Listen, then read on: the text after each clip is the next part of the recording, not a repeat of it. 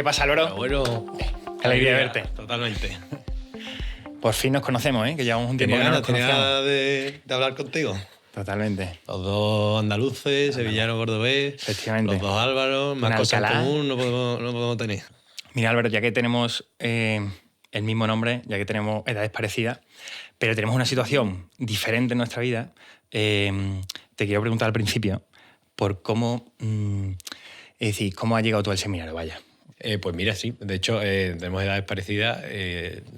Las cosas de la vida, que soy 2 años mayor que tú, de hecho, y tú ya estás con el altacuello y yo estoy en parvulito. Acabo de entrar este año. ¿Cómo he llegado? Pues mira, yo creo que Dios te piensa de una manera y conforme va pasando el tiempo, pues te puedes dar cuenta antes o después. Ya me contarás tú luego cómo te diste cuenta, pero desde luego antes que yo. Y yo en estos últimos años, yo he estado muy alejado de Dios una época de mi vida, y en estos últimos años sí que me acercaba un poco más a Dios, ¿no? Y yo veía pues que la vida, si le falta ese toquecillo de sal, ¿no? de Dios, del Evangelio, está soso, ¿no? Tú puedes tenerlo todo en la vida, después y todo genial. A mí realmente me iba bien la vida, no me faltaba de nada. Pero si sin ese toquecillo de sal, pues no me sabía nada. ¿Y qué tenías? ¿Qué tenías para haberlo dejado? Todo, es lo que te decía. O sea, tenía unos amigos estupendos, no me faltaban planes, al revés, se me solapaban. Me daba mucho coraje, como decimos en Andalucía, que se me solapase una boda con otra o un plan con otro. Tenía trabajo, yo me dedicaba a emprender, tenía varias empresas, desde los 16 años que estaba emprendiendo, me iba muy bien, económicamente me iba muy bien, me acabo de comprar un piso, mi trabajo me divertía muchísimo, mi trabajo me encantaba, porque al final tenía una vocación emprendedora desde muy pequeño y me encantaba lo que hacía. Familiarmente también, tengo una familia estupenda y entonces en todo, ¿no? En lo social, en lo familiar, en lo laboral, me iba muy bien y es todo lo que he dejado. Qué bueno. Todo eso lo he dejado. Es una renuncia, pero hacia algo mayor, yo creo. Sí, yo lo veo igual que tú, en el sentido de que al final mi vida igual ha sido, oye, un amor muy grande, ¿sabes? Que ha sido Jesucristo, no es otro nombre, y que por él he podido dejar, pero sí, he dejado cosas, ¿no? Cada uno tenemos nuestra historia, ¿no?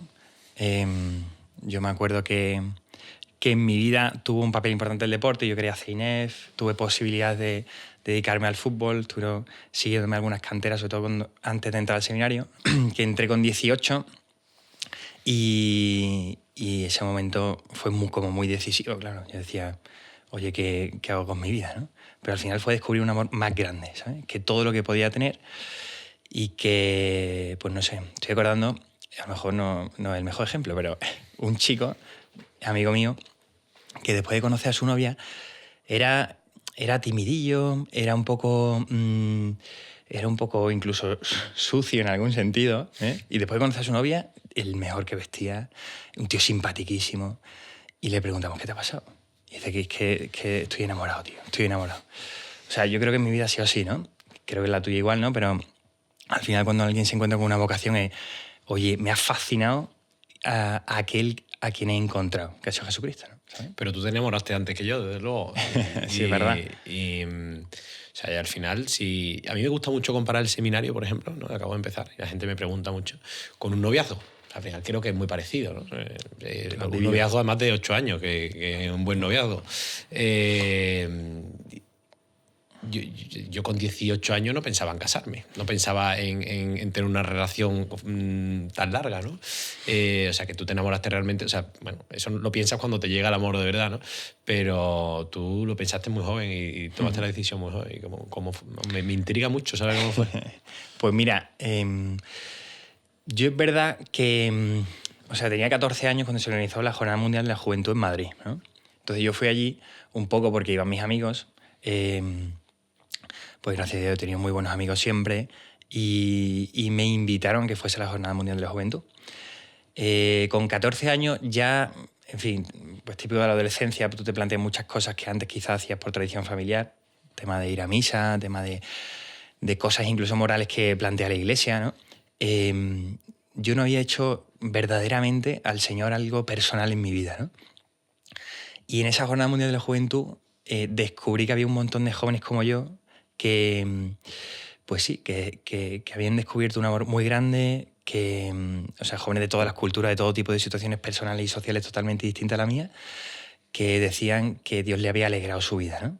Y entonces, en esa Jornada Mundial de la Juventud, yo vi algo que no estaba acostumbrado, ¿no? Porque la alegría a la que yo estaba acostumbrado, que yo pensaba que era la alegría máxima, era, era a veces ponerse una careta ante los demás para aparentar que soy el que mejor me lo paso, ¿no?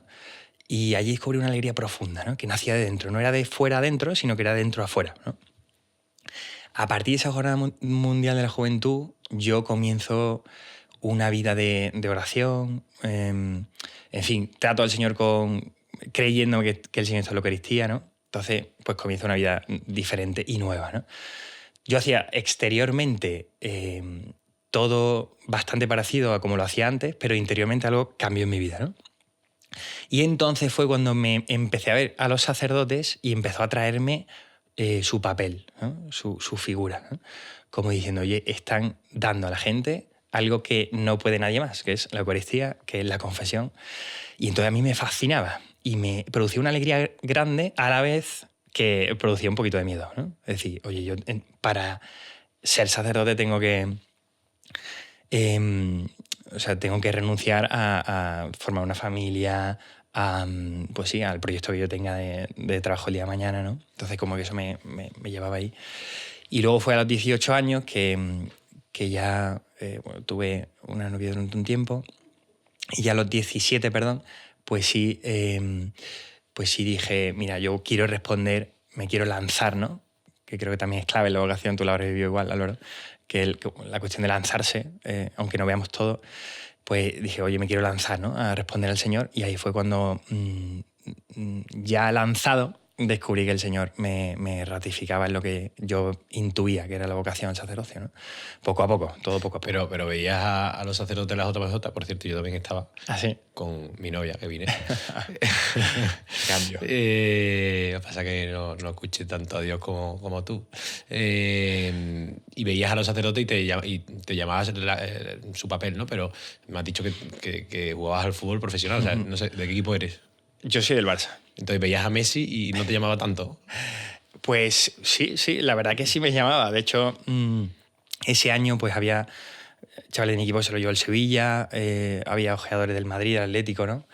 Que, bueno, pues estuvieron allí siguiendo a varios de mi equipo. Yo en ese momento era capitán, estaba como muy venido arriba, ¿no? En ese momento, futbolísticamente hablando.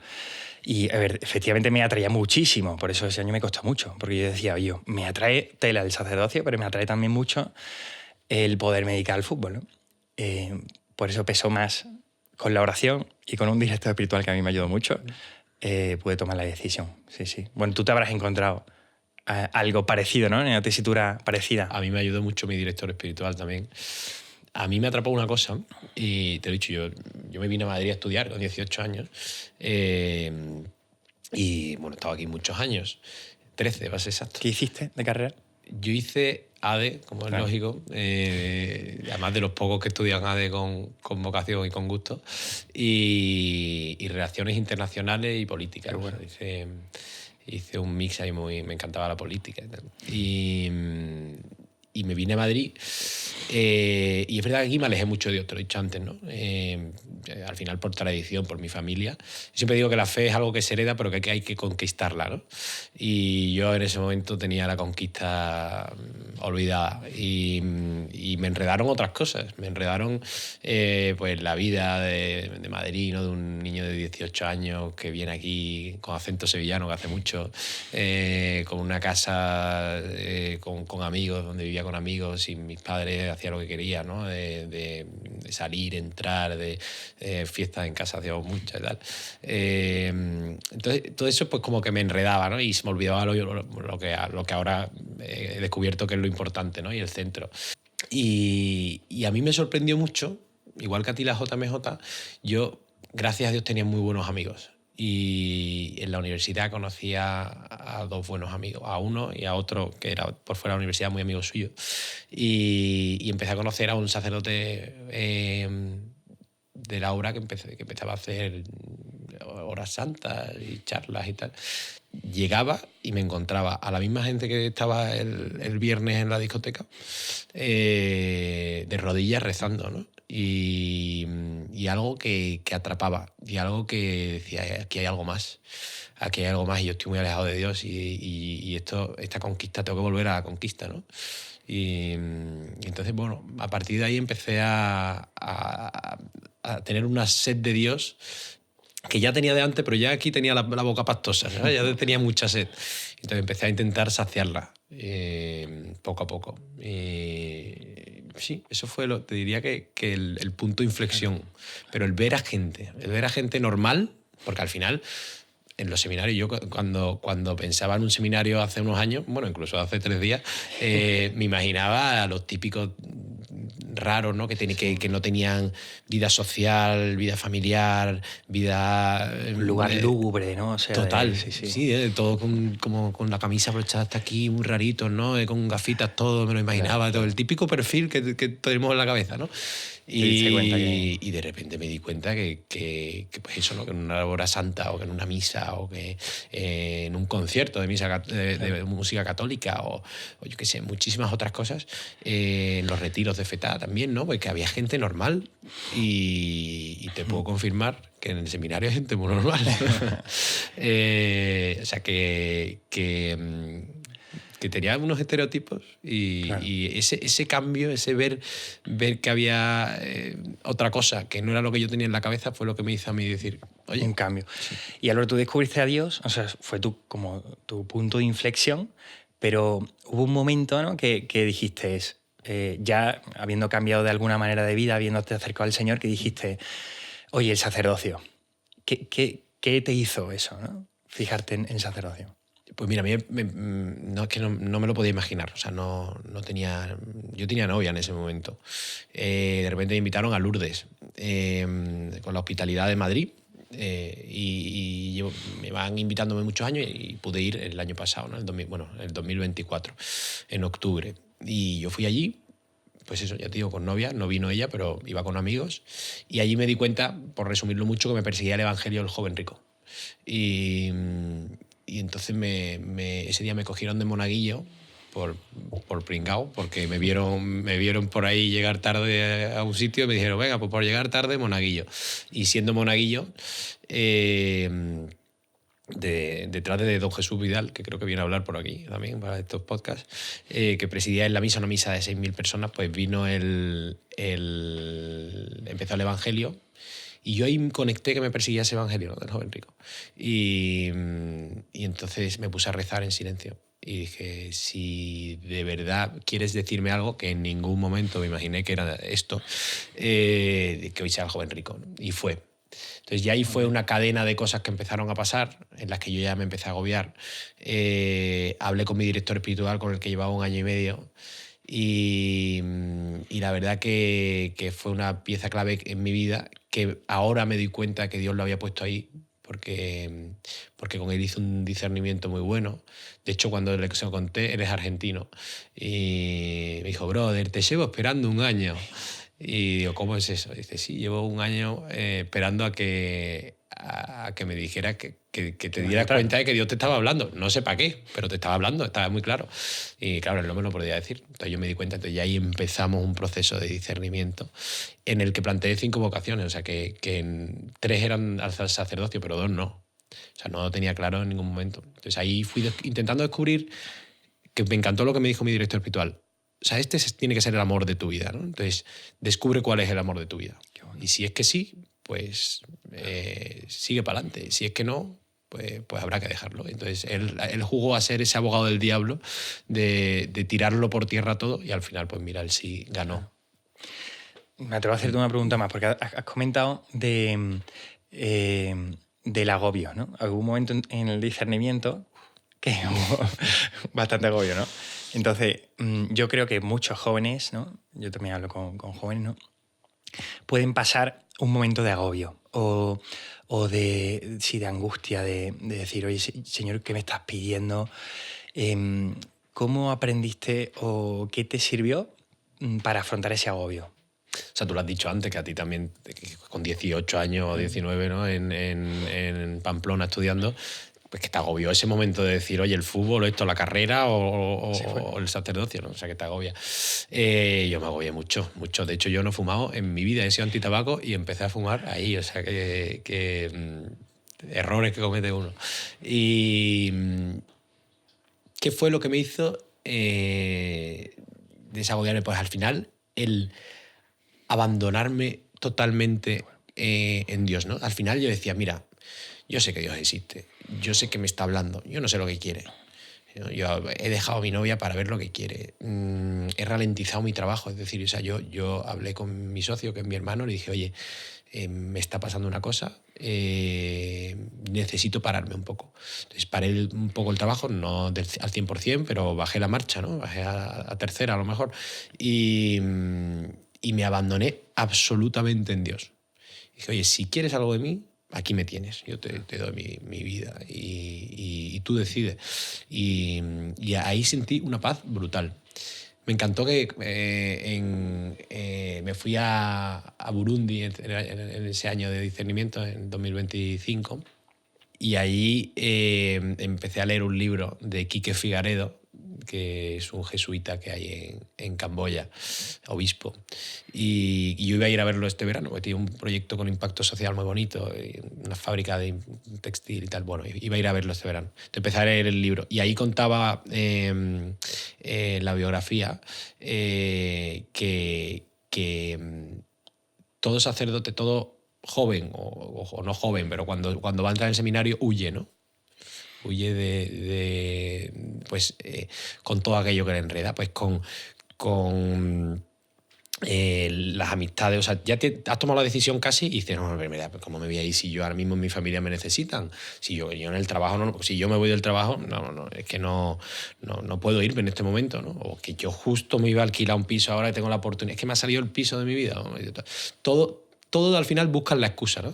Y ahí fue cuando hablé con mi director espiritual, porque me empezaron a enredar, todo me enredaba, ¿no? Y ahí fue cuando hablé otra vez con mi director espiritual, que se reía y me decía, vuelve a pensar con el alma. O sea, vuelve a abandonarte en Dios. Y lo hice. Y entonces ahí, pues, bueno. las redes, pues, aprendí a soltarlas. Qué bueno. Sí. A ti, o sea, al final, eso es lo que he dicho, ¿no? Del fútbol. O sea, era otra edad al final, pero notabas que había cosas como que te... Sí, mira, estaba pensando en una experiencia, ahora que hablabas, Álvaro, de que no la tenía presente justo ahora, pero yo fui justo el verano antes de entrar al seminario a Medjugorje, ¿no? Uh-huh. A mí ese viaje a Medjugorje me ayudó muchísimo, porque, bueno, creo que la Virgen tiene un papel súper fundamental que no podemos obviar en la vida de toda la vida cristiana, pero también en la vida de un sacerdote. Y yo fui allí con ciertas dudas de la vocación, no sabía si el Señor me lo estaba pidiendo o no, pero hubo un momento que yo fui allí y le dije, madre mía, por favor, si es mi vocación, házmelo ver, ¿no? Si no, lo que tú quieras, pero házmelo ver tú, ¿no? Y entonces, en una adoración, me acuerdo, estuvimos como 5 días o así en Medjugorje. En el último día hubo una adoración por la noche y fue muy fuerte, porque yo me acuerdo que me hinché a llorar con esa adoración, ¿no? Y fue como el que la Virgen me decía, ¿no? Así lo escuchaba yo en mi alma, no me habló nadie exteriormente, pero yo lo escuché bastante claro en mi alma, que era como, Álvaro, mi hijo quiere que seas sacerdote, ¿no? Al menos como esa impresión en el alma se me grabó, y desde ese momento no he vuelto a tener dudas. No significa que no haya tenido dificultades, pero digamos que yo dije, mira, si me echan del seminario, yo encantado, yo me voy, pero yo no voy a echarme para atrás, ¿no? O sea, que la Virgen ahí me selló un poco. Te cuento una sí, me ha claro. recordado. Ya al final, después de esto de que te he dicho, ¿no? de que me enredaba con todo, le planteé un gordao a Dios. Igual que en Lourdes le dije lo de que sea el joven rico, pues el último, y ya es que no le vuelvo a plantar un gordao a Dios en mi vida. Y entonces yo le dije, mira, si de verdad quieres esto de mí, que creo que sí, te pido 2 cosas. Una, que me des ánimo, porque yo soy un pecador y no entiendo por qué yo, entonces necesito que me des ánimo y fuerza y que, por favor, déjame clara que esta es mi vocación, no vaya a ser que me estés pidiendo que sea santo en el matrimonio y yo me estoy viniendo arriba, ¿no? Pedía por esas dos cosas, la tengo hasta por escrito, y rezaba cada día y decía, mira, y te doy de plazo, y así, ¿no? Digo, te doy de plazo, yo me encanta la Virgen del Rocío, la llevo aquí y soy muy devoto y llevo yendo toda la vida al Camino del Rocío con la Hermandad de Triana y estaba allí, me encanta montar caballo, entonces estaba a caballo en el Rocío y dije, yo te doy de plazo hasta el jueves del Camino del Rocío, que hay una adoración preciosa en medio del campo, que es como idílica, ¿no? Todos los caballos, los bueyes alrededor, un montón de gente. Bueno, muy bonito. Y digo, pues estoy de plazo hasta ese día, ¿no? Y yo ese día estaba a caballo, con amigos, haciendo el camino, muy bien. Miré el reloj y digo, uy, la adoración, la misa y la adoración, ¿no? Entonces, yo como en el oeste empecé a galopar, tal. Y llego allí, me bajo del caballo, llego a la adoración y nada más llegar, me hacen así con una cesta de estas de papelitos con frases bíblicas. Yo no soy muy de estas cosas ni de creer en las señales tanto, pero la verdad que a veces pasan cosas brutales. Y entonces coge uno y digo, mira, yo no lo voy a abrir porque me voy a poner a llorar. Entonces me pongo de rodillas y me acuerdo que miraba a ese pan, ¿no? A Dios. Le miraba cara a cara y detrás estaba la Virgen del Rocío, ¿no? Y digo, mira, yo ahora mismo lo tengo todo. Te tengo delante y te pido, o sea, yo te puse de plazo hasta hoy, o sea, te queda media hora y tú sabrás, yo necesito que me des ánimo y que me dejes clara que esta es mi vocación, que si no, no te voy a hacer caso y llevo 8 o 9 meses discerniendo, creo que este es mi camino, pero o me lo dejas claro o no, no sé qué quieres de mí, pero en esta media hora, por favor, déjamelo claro, ¿no? Entonces termina la adoración, empiezan con la bendición el sacerdote y yo en ese momento digo, el papel y lo abro, lo tengo por ahí guardado y pone ánimo. Levántate que te llama. Toma ya. Desde luego nunca más le vuelvo a lanzar un guardaballos. Se acabó, ¿no? La última. Ya está. O sea, muy bonito porque hay muchos jóvenes que quizás también están en duda. Y, o sea, y el ver que en tu vida, en mi vida, yo creo que en la vida de todos, ¿no? O sea, el lanzarse y decir, Señor, déjamelo claro, es un acto de confianza de saber que Él tiene más interés que nosotros en hacernos saber la vocación, ¿no? En hacernos saber para lo que nosotros estamos llamados, ¿no? O sea, Él es el que quiere iluminar al mundo, Él es el que quiere que todos los hombres se salven y lleguen al conocimiento de la verdad, como dice San Pablo, pero claro, a veces nosotros vamos con desconfianza. Yo en mi vida me ha ocurrido de decir, oye, Señor, me lo saber, tengo que hacer un montón de estrategias para saberlo, ¿no? Y sin embargo es como que el Señor está muy interesado, ¿no? Le decías ahora con esta frase, eso es lo preciosísimo también en la vida de un sacerdote, que al final es ponerse, pues eso, enviado por Cristo, pero para anunciar a Cristo, llevarle su cuerpo, su sangre, su misericordia. Y en todo, o sea, no hace falta ser sacerdote para hacer eso. Efectivamente. Yo siempre digo que somos sagrarios con patas, que al final cuando vosotros, los sacerdotes, decís poder ir en paz, ¿no? Después de la misa, podéis ir en paz no a tu casa con el cheque de la misa, tal, ¿no? Sino podéis ir en paz a hablar de Dios, que es lo más importante Totalmente. de tu vida, ¿no? Oye, macho, y me resuena algo que tengo intriga en preguntarte. Con 18 años, ¿cómo se lo tomó tus colegas y tus padres? Porque además creo que no eres el único de tu casa religioso, ¿no? Sí, o sea, efectivamente. ¿Cómo se lo tomaron? Bueno, tengo un hermano religioso y una hermana religiosa y somos 5, yo soy el tercero. Y pues mira, mi ambiente... ¿Y ellos son mayores que tú? ¿O fuiste el primero en tomar? La religiosa 2 años más, el religioso 2 años menos. ¿Y tú fuiste el primero? Yo fui el primero en tomar la decisión. O sea, es verdad que ha habido como muchas... en mi ambiente ha habido muchas respuestas de mucho tipo, ¿no? Es decir, mi familia, gracias a Dios, se lo tomó bien, ¿no? Bueno, ha habido de todo, pero en general bien, luego, en el ambiente del fútbol, sobre todo, era como, me estás hablando de Juego de Tronos, ¿sabes? O una cosa totalmente ajena a decir, cómo tú ahora mismo dejas el fútbol y te vas a ser sacerdote, ¿no? O sea, ¿qué te ha pasado por la cabeza? ¿Tienes fiebre? ¿Te has fumado algo? En serio, de este tipo, ¿no? Gracias a Dios he conservado muchos amigos del fútbol, Pero es verdad que fue como decir, no entiendo nada, pero te queremos, ¿no? Y luego ha habido amigos que indiferentes y los que menos. Y ha habido amigos que me han apoyado y se han alegrado mucho, ¿no? O sea, ha habido de todo, ¿no? ¿En tu ambiente fue parecido? Ha habido de todo, por supuesto. O sea, tengo a mis padres bien.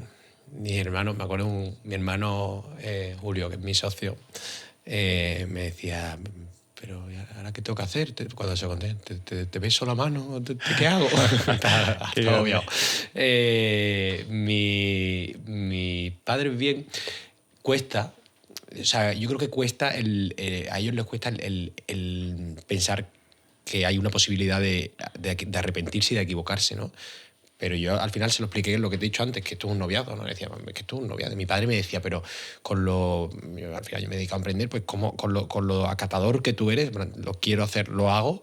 Yo me decía, yo cuando me casé, que me quería casar con tu madre, pues éramos novios, quería casarme, lo hablamos y nos casamos, ¿no? Y dice, ¿tú por qué no tomas por qué no acatas? Y digo, porque yo ahora mismo no estoy viendo si me quiero casar. Yo ahora mismo estoy viendo, pues yo qué sé, si me gusta, si me gustan sus ojos, si le huelen los pies, yo qué sé, si me gusta. Y voy a empezar, y ya entonces le pediré salir conmigo. 8 años, como poco. Y entonces, bueno, ese miedo a que te puedas equivocar o a que es lo que a los padres les cuesta. Y después mis amigos ha habido el que se ha reído, el que no se lo ha creído, el que se ha enfadado. Tengo varios amigos que se han enfadado. En parte porque, bueno, los ven menos, pero sí, no se lo creen, ¿no? Están como en shock. Pero conforme ha ido pasando el tiempo, y eso que llevo muy poquito, ¿no? Pero conforme ha ido pasando el tiempo y te ven feliz, yo creo que todos se cambian el chip y se vuelven feliz contigo. Y te ven tan bien, por lo menos a mí es lo que me ha pasado, que incluso el que se enfadó Justo. se alegra. El que se reía Totalmente. lloraba. El otro día vino a misa y estaba yo en mi pastoral, ¿no? Acolitando, y vino un amigo a misa que se reía, que me decía, va a durar 2 meses. Y solo desde que entró en la iglesia hasta que salió llorando. Qué bueno. Digo, el que ha pasado, el que se reía ha pasado a llorar, el que se enfadó ha pasado a alegrarse, o sea que sí, pero ese proceso de contarlo además es muy bonito, porque te das cuenta de que los amigos te conocen, cómo reacciona cada uno. Sí, ves cómo el Señor se mueve en ellos, ¿no? Cuando cuentas eso. Sí, totalmente. Te diré que a mis amigos y a mis hermanos todo esto le ha acercado mucho a Dios. Qué bueno. Sí. Sí. O sea que me alegro que al menos haya servido Totalmente. para algo. Yo, terminando, mi hermana, que ahora es religiosa, cuando se lo dije, empezó a llorar diciendo, te han comido la cabeza, me han robado a mi hermano, ¿sabes? En ese momento, no lo entendía mucho y luego pues se acercó al Señor y hoy en día es religiosa. Eso que has dicho es algo muy habitual. Y a mí me pasó también. Que te han comido la cabeza, que te han lavado el cerebro. O sea, yo es la decisión más libre que he tomado en mi vida, sin duda. Y se lo intentaba explicar todo, digo, que no. O sea, es que incluso mi director espiritual me dijo, voy a luchar en contra de esto. O sea, te lo he contado antes. Digo, es que tiene que ser total y absolutamente libre. Pero es una reacción muy típica, ¿no? Te han lavado el cerebro. Sí, totalmente. ¿Y qué esperas, Álvaro? Ya que estás en el seminario, que has cambiado de vida, ¿qué esperas del seminario? Yo espero, sobre todo, cumplir con la voluntad del Señor. Me preguntaban el otro día si tenía miedo. Y yo lo único que tengo miedo es a no cumplir con la voluntad del Señor. A no ser capaz. Creo que Dios capacita y eso es algo que he ido aprendiendo. Entonces, otra de las cosas que espero es aprender mucho más, a conocer más a Dios, a que esa conquista de la que te hablaba antes, pues a seguir a pie de guerra con la espada en el puño, ¿no? Y a seguir conquistando mi fe día a día, que cada día que pase, cada día que avanzo, digo, qué lejos estoy de Dios. O sea, cada vez me creo más cerca y sin embargo tengo un abismo por en medio. Entonces espero a eso, a saber discernir cuál es la voluntad de Dios, a saber si en este tiempo Dios quiere esto de mí y aprender a cumplir la voluntad de Dios. Eso es todo lo que espero. Qué bueno. Y me intriga ¿qué esperas tú ya que estás fuera del seminario, ¿no? ¿Cuánto llevas? Año y medio. Año y medio. ¿Y qué esperas tú? Pues mira, es una muy buena pregunta. Mira, me encanta como el Señor cuando llama a los discípulos, no a los apóstoles, dice que los llamó para que estuvieran con Él y para llamarlos y para enviarlos a predicar, ¿no? Entonces, realmente espero que ese deseo del Señor, porque es suyo, primero, estar con Él, o sea, que ya estando con Él sea el principio de una eternidad en la que estaré con Él para siempre, y también que pueda mucha gente disfrutar, que eso es el enviarlos a predicar, ¿no? Que poder mostrar a mucha gente pues que el cielo es estar con Cristo, ¿no? Estar con Él, ¿no? Y eso es lo que espero, que el Señor en mi pobreza, en mi miseria, va a usarme, va a servirse de mí para que mucha gente esté con Él, ¿no? Ahora y durante toda la eternidad, lo conozca para siempre y le ame. Eso es mi esperanza, de verdad. Qué bonito. Pues yo creo que podemos dejarlo aquí, ¿no? Podemos dejarlo con toda la paz. Ahora nos podíamos tomar una cervecita que Vamos a tomárnosla. Es muy necesario. Te vamos a hacer parar esto primero.